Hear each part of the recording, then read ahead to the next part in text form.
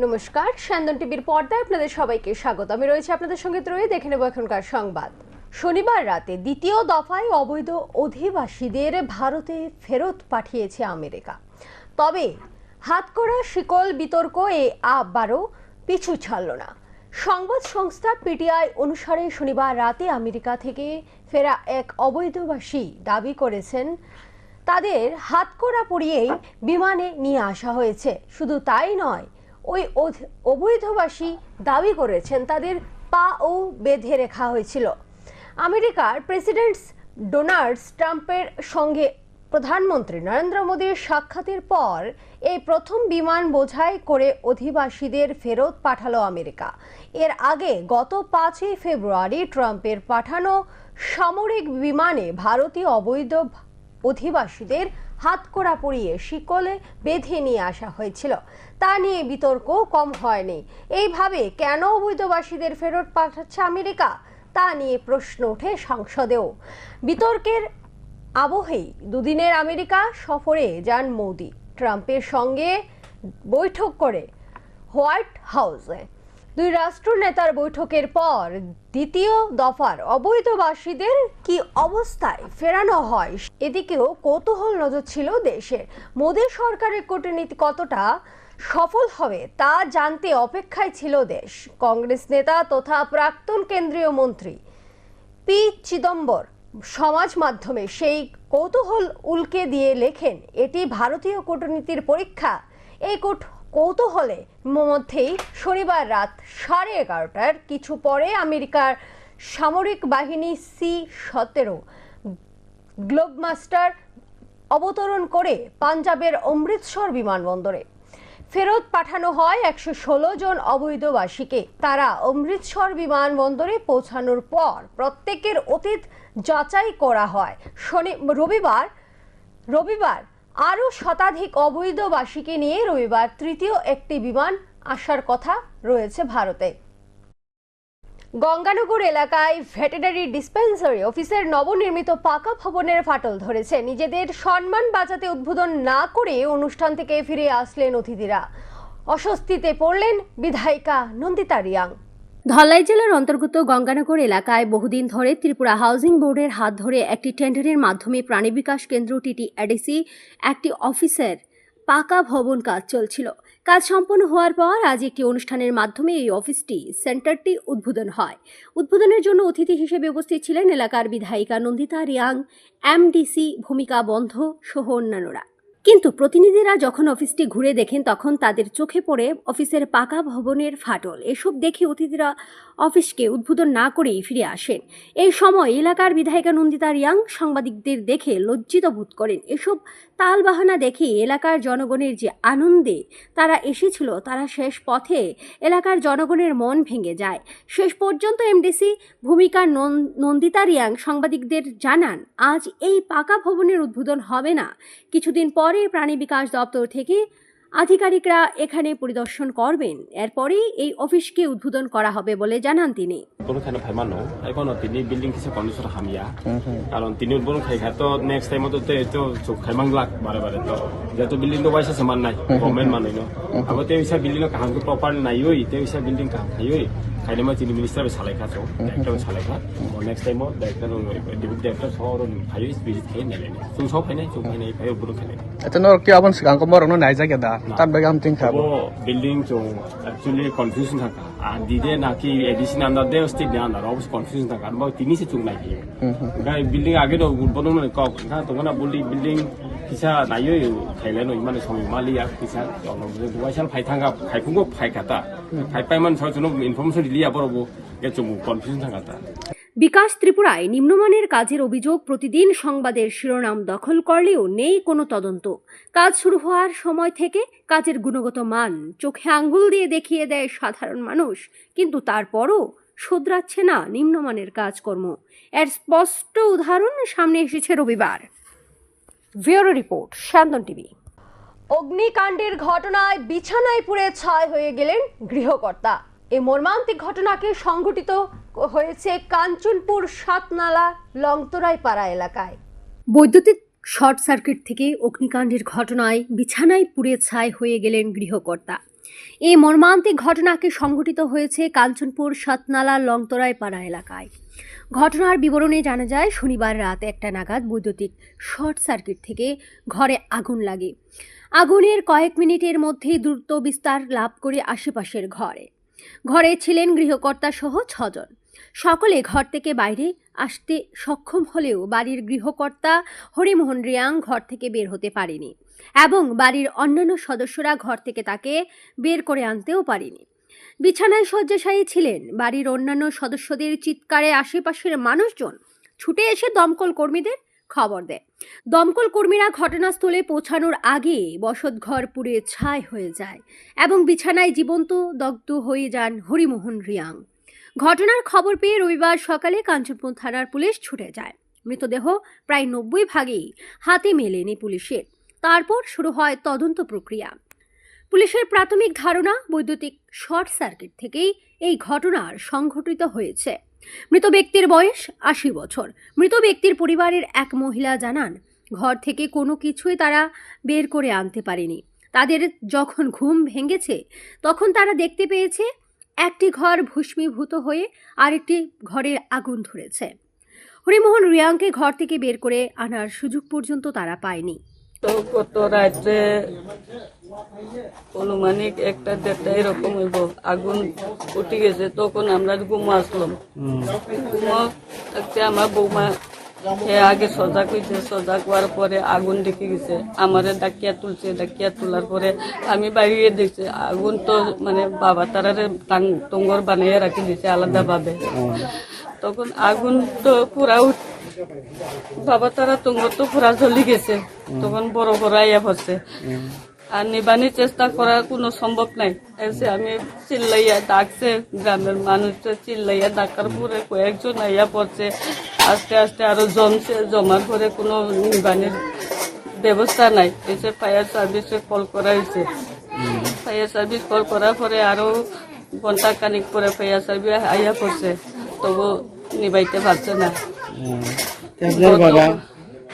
আপনার বাবা এখানে ঘরের লগে হয়ে গেছে, জ্বলে গেছে। ঘরের লগে বাবাও চলে গেছে। ঘটনাটা আজকে আমরা সকালে ভোর প্রায় অনুমান 6টা সাড়ে 6টার দিকে খবর পাইছি যে লঙ্কারাইপাড়া, এই সাতনালা লঙ্কারাইপাড়া, যে এখানে একটা ফায়ার ইনসিডেন্টের ঘটনা হয়েছে। এই ইনসিডেন্টের মধ্যে একজন বৃদ্ধ লোক মারা গেছে বলে আমরা শুনছি। এই খবর পাওয়ার সাথে সাথে আমরা পুরা আমি থানা থেকে এসে দেখলাম যে এরপরে একজন এখানে ডেড বডি পুরা ছাই হইয়া গেছে। হ্যাঁ, এই পরিবারের লোক এখানে টোটাল ফ্যামিলি মেম্বার 6 জন আসলো। ইয়াতে এটা বৃদ্ধ বয়স 80 বছর। তার নাম হচ্ছে হরিমোহন রিয়াং, 80 বছর বয়স। বাবার নাম হচ্ছে নারদমণি রিয়াং, তা লঙ্কারাইপাড়া। শুনছি যে তারা হ্যান্ডিক্যাপ হ্যান্ডিক্যাপ এটা আমরা কেউ আমরা বলিনি বা আমিও জানতে পারিনি। যাই হোক, এটা যে ঘটনাটা হয়েছে আমি জানতে পারলাম যে এটা একটা কারেন্টের একটা স্পার্কিং হওয়ার পরে, এরপরে খুব সম্ভব স্পার্কিং হয়েছে। হওয়ার পরে এই ঘরের মধ্যে আগুন লেগে যায়। তারপরে পুরা এই ঘরটা পুরে ছাই হয়ে গেছে। এই ঘটনায় ব্যাপক চাঞ্চল্য সৃষ্টি হয়েছে গোটা এলাকায়। কান্নায় ভেঙে পড়েছে মৃতের পরিবার। ব্যুরো রিপোর্ট, সান্দন টিভি। অন্যের জমি জোরপূর্বক দখল করার অভিযোগ। ঘটনা তেলিয়ামুড়া মহকুমার কৃষ্ণপুর বিধানসভা কেন্দ্রের মহারানীপুর এলাকায়।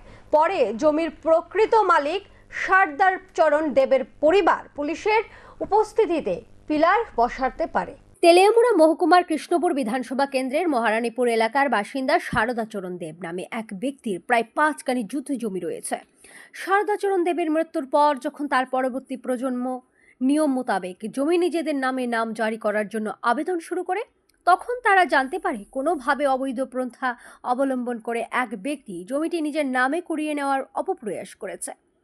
পরবর্তীতে যখন জমির প্রকৃত মালিক শারদাচরণ দেবের নাতিরা এই বিষয়ে জেলা শাসকের কাছে দ্বারস্থ হয়, তখন দীর্ঘ শুনানির পর জমিটির প্রকৃত মালিক শারদাচরণ দেব বলে জানিয়ে দেওয়া হয়। পর্যাপ্ত নথিপত্র নিয়ে যখন শারদা দেবের নাতিরা তাদের ঠাকুরদাদা শারদাচরণ দেবের সেই জমিতে পিলার বসানোর জন্য যায়, তখন তাদের অভিযোগ সেই সময় নির্মল দেব উর্ফে ভোরন নামের এক ব্যক্তি তার সঙ্গপঙ্গদের নিয়ে এসে তাদের কাজে বাধা দেয়। দীর্ঘদিন ধরে এই জমি দখলদার বলে নিজেকে দাবি করতে থাকে। জমির মালিক সদাচরণ দেবের নাতি সংবাদ মাধ্যমের মুখোমুখি হয়ে জানান, নির্মল দেব ও তার সাঙ্গপাঙ্গদের উপদ্রবে অতিষ্ঠ হয়ে উঠেছে তারা। শুধু তাই নয়, তাদের নিজেদের ঠাকুরদাদার জমিতে তাদেরকে সীমানা বসাতে দিচ্ছে না নির্মল দেব ও তার সাঙ্গপাঙ্গরা। বাধ্য হয়ে পরবর্তীতে তারা এই ঘটনার খবর দেয় তেলিয়ামুড়া থানায় এবং ঘটনার খবর পেয়ে ঘটনাস্থলে পৌঁছায় তেলিয়ামুড়া থানার পুলিশ। যদিও পরবর্তীতে স্থানীয়দের সহযোগিতায় পুলিশের উপস্থিতিতে তারা জমিতে পিলার বসানোর কাজ শুরু করে। আমরা আজকে না, এই সমস্যাটা শুধু আজকে হয়েছে এরকম না, আমরা প্রত্যেক দিনই এখানে আইতেছি। প্রত্যেকদিন হলে কিছু সংখ্যক লোক, তার মধ্যে একটা লোক নির্মল দেব, সে এখানে আমাদেরকে বাধা দেয়, প্রত্যেক সময় বাধা দেয়। বাধা দেওয়ার কারণ সে কইতেছে যে ওই যে দিলীপ দেব নাকি তারা এই জায়গায় দেখাশোনার দায়িত্বে রাখছে। তার স্টেটমেন্ট দিতেছে যে দিলীপ দেব তারে এই জায়গাটা দেখাশোনার দায়িত্বে রাখছে। দিলীপ দেব এই জায়গার সঙ্গে কোনোভাবে জড়িত কোনো লোক না। দিলীপ দেব এই জায়গার সঙ্গে কোনো লোকই না। দিলীপ দেব কোনো সময় এই জায়গার মালিক হওয়ার কথাও না বা নাও। সে প্রতিনিয়ত আমাদের যারা যারা কাজ করতেছে না, সে প্রতিনিয়ত আমাদেরকে ডিস্টার্ব করে। আমরা চাইতেছি কি, যেহেতু আপনারা আছেন, আপনার মাধ্যমে লোকটার হইতেছে নির্মল দেব, এবং শুধু একটা মিসক্রিয়েন্ট না, আরও মিসক্রিয়েন্ট তার সঙ্গে আসে এবং বিভিন্নভাবে আমাদেরকে ঠেট দেয়। আমরা তার অত্যাচারে একেবারে অতিষ্ঠ। আমরা তো পিসফুল একটা মুভমেন্ট চাইতেছি। আমাদের ল্যান্ড, আমাদের জায়গা, আমাদের ঠাকুরদাদার প্রপার্টি, এইটার মধ্যে আমরা পিসফুল চাইতেছি, একটা পিসফুল মুভমেন্ট যাতে আমরা করতে পারি। ব্যুরো রিপোর্ট, সেন্দন টিভি। বাগবাসা পুলিশের হাতে আটক 64 লক্ষ টাকার হেরোইন, সাথে আটক বহির্রাজ্যে অসমের শ্রীভূমি জেলার 2 পাচারকারী। আটক একটি ওয়াগনার গাড়িও। জানা গেছে রবিবার সকালে বাগবাসা থানার পুলিশের কাছে গোপন খবর আসে অসমের শ্রীভূমি জেলা থেকে বিপুল পরিমাণে নেশা জাতীয় সামগ্রী বাগবাসা এলাকা দিয়ে আসছে। সেই খবরের ভিত্তিতে স্থানীয় থানার অফিসার ইনচার্জ পার্থদেব দলবল নিয়ে 8 নং আসাম আগরতলা জাতীয় সড়কের উপর থানার নাকা পয়েন্ট উৎপাতে বসে থাকেন। পরে ঠিক দুপুর 2টো নাগাদ AS11P 9296 নম্বরের একটি ওয়াগনার গাড়ি নাকা পয়েন্টে আসলেই গাড়ি দাঁড় করিয়ে পুলিশ তল্লাশি চালান। তারপর গাড়ির বিভিন্ন জায়গায় থেকে 18টি স্বর্ণের বাক্স মজুত করা হয়। এ কাণ্ডে মহকুমা পুলিশ আধিকারিক বি জরিন পুইয়া জানান, গোপন খবরের ভিত্তিতে এই অভিযানে মোট 212 গ্রাম হেরোইন উদ্ধার করতে সক্ষম হয়েছে। উদ্ধারকৃত হেরোইনের কালোবাজারি মূল্য প্রায় 64 লক্ষ টাকা। সাথে আটক করা হয়েছে শ্রীভূমি জেলার সেলিম উদ্দিন ও রুবেল আহমেদ নামের 2 হেরোইন পাচারকারীকে। আটক করা হয়েছে ওয়াগনার গাড়িও।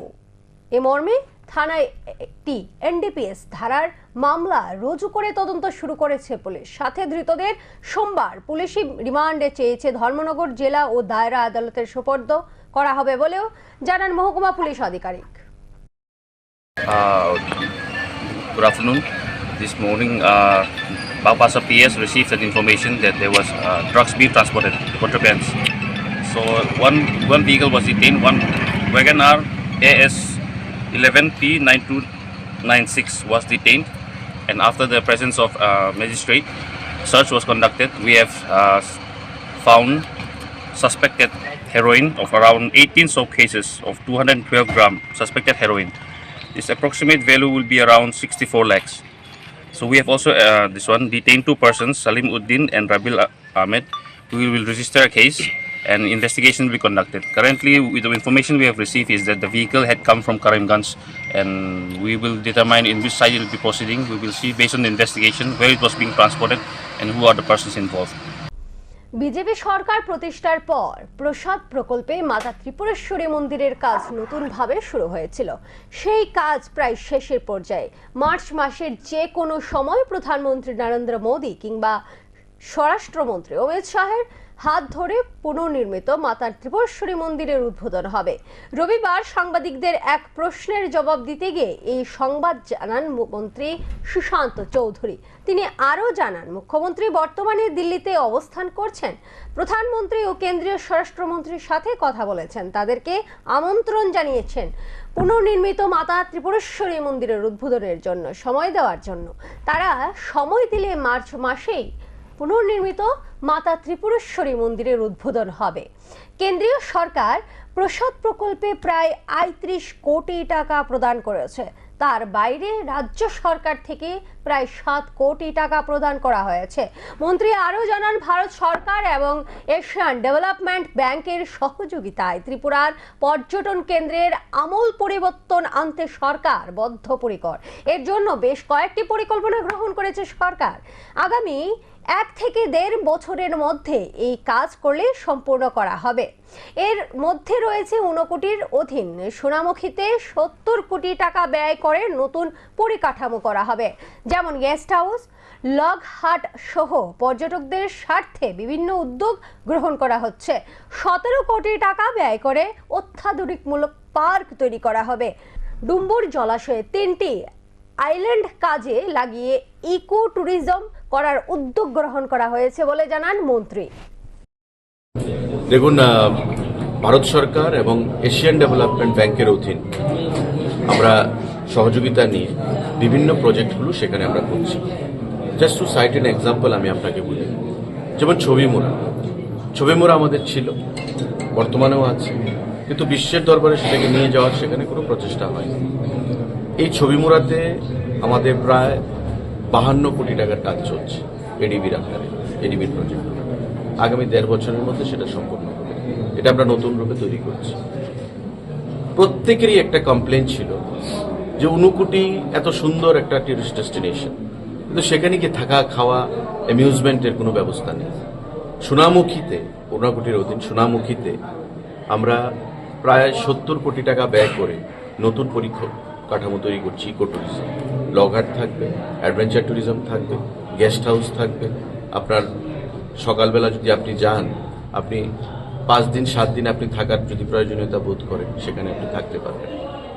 সফিস্টিকেটেড ইন্টারন্যাশনাল স্ট্যান্ডার্ডের সমস্ত ব্যবস্থা আমরা করছি। আমাদের জিরানিয়াতে এসএন কলোনি, সেখানে এটা ডিপিআর পর্যায়ে রয়েছে, আলোচনা চলছে। গত 2 দিন আগেও কেন্দ্রীয় মন্ত্রীর সঙ্গে আমার মিটিং হয়েছে। সেখানে আমরা 70 কোটি টাকা ব্যয় করে একটা অত্যাধুনিক পার্ক আমরা তৈরি করব, যেখানে আগরতলার শহরের বা আশেপাশের মানুষ প্রতিনিয়ত সেখানে যেতে পারে। আমাদের ডুম্বুর 3টা আইল্যান্ডকে আমরা আইডেন্টিফাই করেছি, সেখানে আমরা নতুন করে ইকো ট্যুরিজম তৈরি করার চেষ্টা করছি। জাম্পুই একমাত্র হিল স্টেশন ত্রিপুরা রাজ্যে, ইডেন লজ, সেটাকে ডেমোলিশ করে আমরা 3 স্টার হোটেলের মতো আমরা তৈরি করব। এবং অ্যাডভেঞ্চার ট্যুরিজম, যেমন বাঞ্জি জাম্পিং, আমাদের টয় ট্রেন, তারপরে আমাদের স্কাই ওয়াক, এই যে অ্যাডভেঞ্চার ট্যুরিজমগুলো, সেই অ্যাডভেঞ্চার ট্যুরিজমগুলো সেখানে অ্যাড করার আমরা বন্দোবস্ত করছি। অর্থাৎ কেন্দ্রীয় সরকারের স্বদেশ দর্শন স্কিম এবং এশিয়ান ডেভেলপমেন্ট ব্যাংক এবং বিভিন্ন যে এজেন্সিগুলো রয়েছে, যেমন সিডনি বলুন, নেসিড বলুন, আমাদের ডোনার বলুন, তাদের সাথে কথা বলে আমরা ট্যুরিজমকে আরও আগামী দিনে প্রায় 500 কোটি টাকার মতো প্রজেক্ট আমাদের আগামী দিনে কাজ হবে এবং বর্তমানে কাজ চলছে। আমার বিশ্বাস দপ্তরের মন্ত্রী হিসাবে যে আগামী 1.5 থেকে 2 বছরের মধ্যে, যেটা আমি বরাবর বলে থাকি, যে ত্রিপুরা ট্যুরিজমকে আমরা একটা নতুন দিগন্তে নিয়ে যেতে সক্ষম হব। সোনামুড়া মেদিনীপুর একটা জেলার হেডকোয়ার্টার, এবং আগরতলা, ধর্মনগর, উদয়পুর এগুলি হচ্ছে আমাদের প্রসিদ্ধ শহর আগরতলার পর। স্বাভাবিকভাবে উদয়পুরে থাকা খাওয়ার অভাব রয়েছে, সেটা আমি বলছি না। আমাদের গুমতি রয়েছে, যাত্রী নিবাস, প্রাইভেট হোটেলগুলো রয়েছে। পর্যটনের অধীন আমাদের সেখানে আপনি দেখতে পেয়েছেন টেপানিয়াতে লগহাটগুলো রয়েছে, যেগুলো ফরেস্টের সঙ্গে কোলাবোরেশনে আমরা কাজ করেছি। এবং টেপানিয়াতে খুব ভালো স্টার ক্যাটাগরির লগহাট আমাদের সেখানে রয়েছে। আমাদের গুমতি রয়েছে ট্যুরিজমের অধীন, সেখানে ভালো থাকা খাওয়ার বন্দোবস্ত আছে। প্রাইভেট হোটেল রয়েছে, সেখানে ভালো থাকা খাওয়ার বন্দোবস্ত রয়েছে। বর্তমানে মাতা ত্রিপুরা সুন্দরীর পরে আমাদের উদয়পুরে যে ফোকাস, সেটা হচ্ছে 51 শক্তিপীঠ। কারণ আমি মনে করি, আপনারা নিশ্চয়ই আমার সঙ্গে একমত হবেন, যে আমাদের কারোর পক্ষে 51 যে শক্তিপীঠ আমাদের যাওয়া সম্ভব নয়। কারণ অনেক শক্তিপীঠ ভারতের বাইরেও অবস্থান করছে। তো স্বাভাবিকভাবে ওই রেপ্লিকাটা আমরা দেব সেখানে, যাতে ভারতবর্ষের অন্যান্য প্রদেশের মানুষ এখানে এসে ওই 51 শক্তিপীঠে গিয়ে পূজা অর্চনা সেখানে করতে পারে এবং ওই 51 মায়ের আশীর্বাদ গ্রহণ করতে পারে। সেটা আমাদের বর্তমানে ফোকাস। আর থাকা খাওয়ার আমি মনে করি না যে উদয়পুরে থাকা খাওয়ার কোনো বন্দোবস্ত সেখানে ক্রাইসিস রয়েছে বা অব্যবস্থা রয়েছে। রবিবার রাজধানীর ধলেশ্বর রোড নাম্বার 11 স্থিত রামকৃষ্ণ শিশু তীর্থের 43তম প্রতিষ্ঠা দিবস অনুষ্ঠিত হয়। প্রদীপ প্রজ্বলনের মধ্য দিয়ে অনুষ্ঠানের উদ্বোধন করেন স্বামী ভক্তি সুধানন্দ মহারাজ। তারপর প্রার্থনা সঙ্গীত হয়। প্রার্থনা সঙ্গীতের পর বিদ্যালয়ের পতাকা উত্তোলন করে সঙ্গীত পরিবেশন করা হয়। এই বিষয়ে বিদ্যালয়ের সহকারী প্রধান শিক্ষক তথা বিদ্যালয় পরিচালন কমিটির চেয়ারম্যান কাজল পোদ্দার জানান, আজ রামকৃষ্ণ শিশু তীর্থের 43তম প্রতিষ্ঠা দিবস। 1983 সালে স্বর্গীয় মাধব লাল চট্টোপাধ্যায় নিজ বাড়িতে বিদ্যালয়টি প্রতিষ্ঠা করেছিলেন। ওনার স্বপ্ন ছিল এখান থেকে ছেলেমেয়েরা মানুষ হয়ে সমাজে প্রতিষ্ঠিত হবে, তারপর তিলে তিলে গড়ে উঠবে আজ এই বিদ্যালয়। বর্তমানে বিদ্যালয়টি রাজ্যের একটি বিশেষ স্থান দখল করে আছে বলে জানান তিনি। আয়োজিত অনুষ্ঠানে ছাত্রছাত্রীদের উপস্থিতি ছিল বেশ লক্ষণীয়।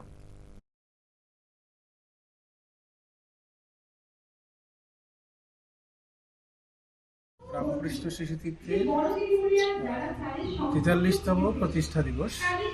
এই বিদ্যালয়টি 1983 সালের নিজ বাড়িতে স্বর্গীয় মাধবলাল চট্টোপাধ্যায় প্রতিষ্ঠা করেছিলেন। শুরুতে 6টি মাত্র ছাত্রছাত্রীদের নিয়ে তিনি এই বিদ্যালয়টি প্রতিষ্ঠা করেছিলেন। আর একটি স্বপ্ন ছিল এখান থেকে ছেলেমেয়েরা মানুষের মতো মানুষ হয়ে সমাজে প্রতিষ্ঠিত হবে। এই শ্রী ঠাকুর মা স্বামীজির আদর্শকে সামনে রেখেই স্বর্গীয় মাধবলাল চট্টোপাধ্যায় এটা শুরু করেছিলেন 83 সালে।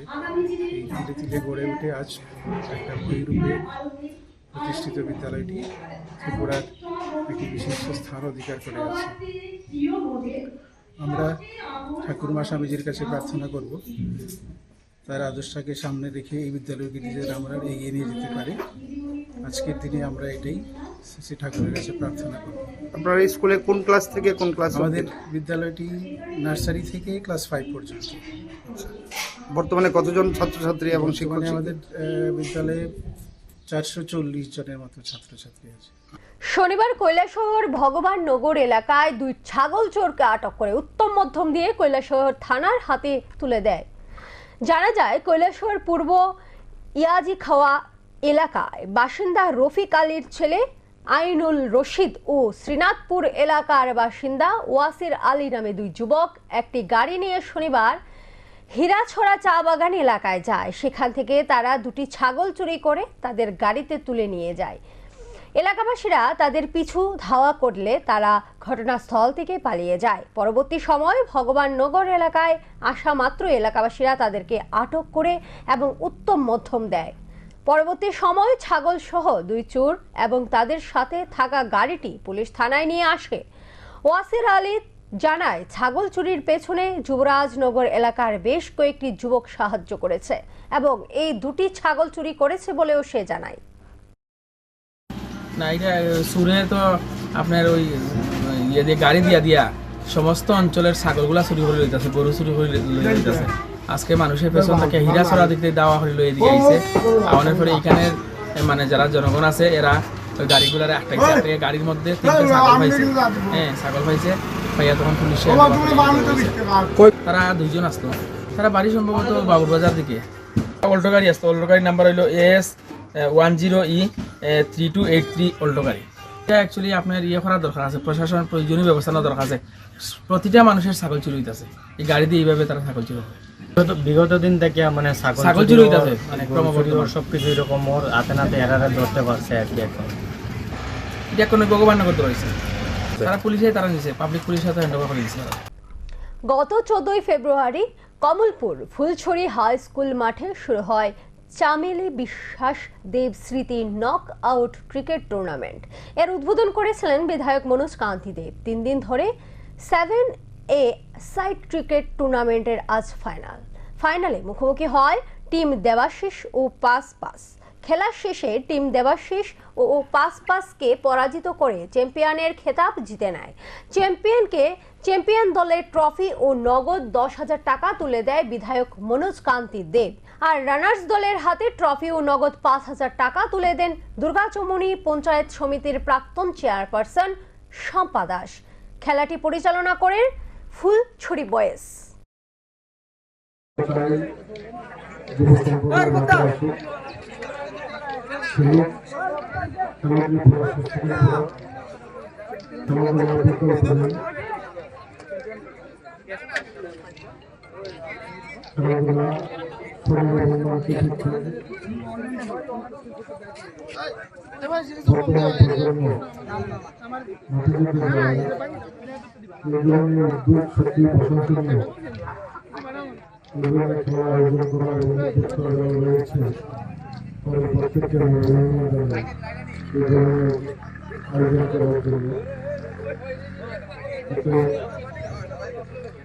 অনেকগুলো টিম পার্টিসিপেট করেছে।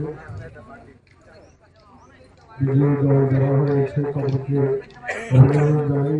পাশাপাশি রানার্স টিম দেওয়া হয়েছে, তাদেরকে অভিনন্দন জানাই। ভালো খেলার পর দিয়েছে, আমরা উপভোগ করেছি। কেন্দ্রীয় সরকারের বাজেটের সমর্থনে খোয়াই জেলা ভিত্তিক র্যালির আয়োজন করা হয়। ভারতীয় জনতা পার্টি খোয়াই জেলা কমিটির উদ্যোগে কেন্দ্রীয় সরকার বাজেটের সমর্থনে খোয়াই শহরে মিছিল হয়। রবিবার বিকেলে এই মিছিল খোয়াই জেলা কার্যালয় থেকে বের হয়ে গোটা শহর পরিক্রমা করে।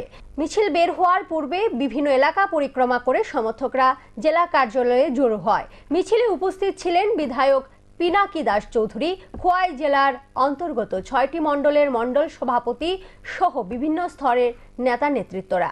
বিভিন্ন এলাকা পরিক্রমা করে খোয়াই কৃষ্ণ মন্দিরের প্রাঙ্গণে এসে সমাপ্ত হয়। কৃষ্ণ মন্দিরের সামনে বাজেটের সমর্থনে এক সভা অনুষ্ঠিত হয়। কংগ্রেস পার্টি ভেবেছে এই খোয়াই মানচিত্র রেলওয়েতে প্রবেশ করেছে।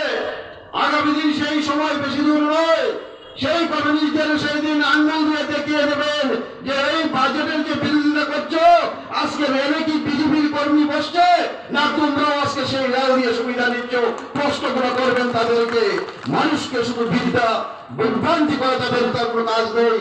আজকে সাধারণ মানুষের সেই জন ঔষধি আজকে সেখানটায় মানুষ যাতে তার সুযোগে পায়, কম পয়সায় পায়, তার ব্যবস্থা করা হয়েছে। প্রত্যেকটা জায়গায় আজকে সারা ভারতবর্ষে প্রায় দেখবেন প্রত্যেকটা জায়গায় আয়ুষ্মান কার্ড 20 লক্ষের অধিক মানুষ তার সুবিধা পাচ্ছে এই আয়ুষ্মান কার্ডের মাধ্যমে। ত্রিপুরা রাজ্যে আয়ুষ্মান, যেটাকে বলি আমরা কেন্দ্রীয় সরকারের আরেকটা মুখ্যমন্ত্রী আরোগ্য যোজনা, সেটাও করে দেওয়া হয়েছে। এই জায়গায় যদি মানুষকে শুধু বিভ্রান্ত করা আর চক্রান্ত করা, ভোটের রাজনীতি করা। রবিবার বক্সনগর মিনি স্টেডিয়ামে ত্রিপুরা জার্নালিস্ট অ্যাসোসিয়েশন ক্লাব ও বক্সনগর প্রেস ক্লাবের মধ্যে এক প্রীতি ক্রিকেট ম্যাচ অনুষ্ঠিত হয়। প্রীতি ক্রিকেট 29 রানে জয়লাভ করে বক্সনগর প্রেস ক্লাব। এই প্রীতি ক্রিকেট ম্যাচের উদ্বোধন করেন বিধায়ক তোফাজ্জল হোসেন। উপস্থিত ছিলেন বক্সনগর পঞ্চায়েত সমিতির চেয়ারপারসন শম্পা নমো, ভাইস চেয়ারপারসন সেলিনা আক্তার, বক্সনগর পঞ্চায়েত সমিতির সদস্য জিমুল হক, বক্সনগর বিওপি কোম্পানির কমান্ডেন্ট সহ আরও অনেকেই।